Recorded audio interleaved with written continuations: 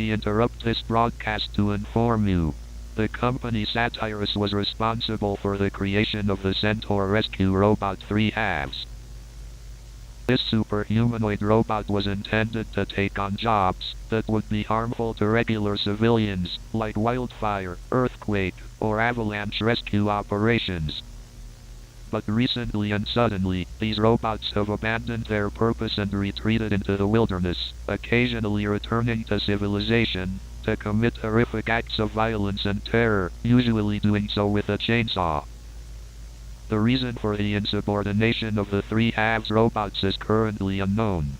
Do everything in your power to avoid an encounter with Threehalves. We will now relay vital information and advice in regards to the ongoing threat. Please listen closely and inform others around you. Number 1.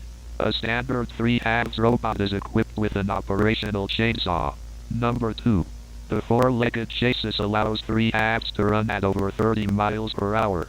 Number 3. Piercing the joint airlock tanks located at either the front of the torso or the back of the leg area will render the robot immobile. Number 4.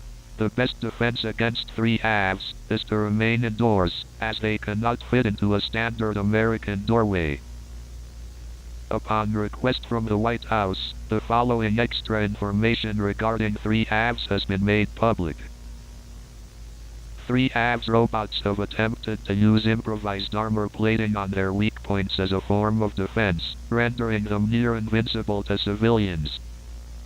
In extreme cases, Threehalves robots have been seen with their horns sawed off, which allows them to enter houses unrestricted.